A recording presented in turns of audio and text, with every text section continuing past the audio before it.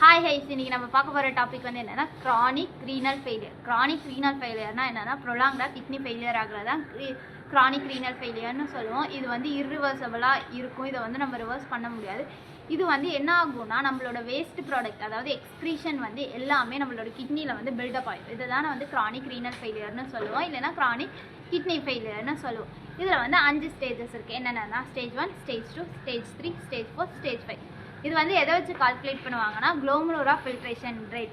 glomerular filtration rate வந்து stage 1க்கு எவ்வளோ இருக்குன்னா ஹையர் தென் 90 இருக்கணும். ஸ்டேஜ் 2 இருந்துச்சுன்னா 60 to 89 இருக்கணும்.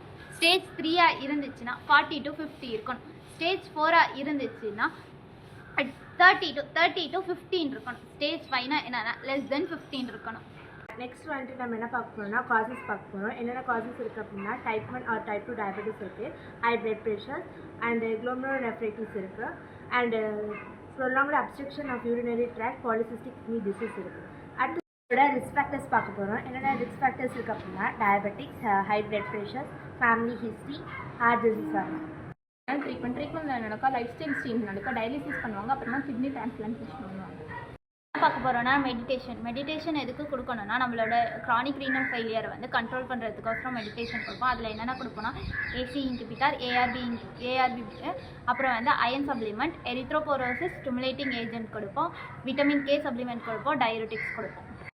இப்போ நம்ம பார்க்க போகிறது என்ன சிம்டம்ஸில் என்ன நடக்கும்? மசில்ஸ் கிராம் நடக்கும், ட்ரோசினஸ் ஆகும், வெயிட் லாஸ் பண்ணுவோம், பெயின் இந்த போனாக இருக்கும், நாசியா அண்ட் வாமிட்டிங். இந்த வீடியோ பிடிச்சிருந்தா லைக் பண்ணுங்கள், ஷேர் பண்ணுங்கள், சப்ஸ்கிரைப் பண்ணுங்கள். மறக்காமல் இன்ஸ்டாவில் போய் ஃபாலோ பண்ணிடுங்க.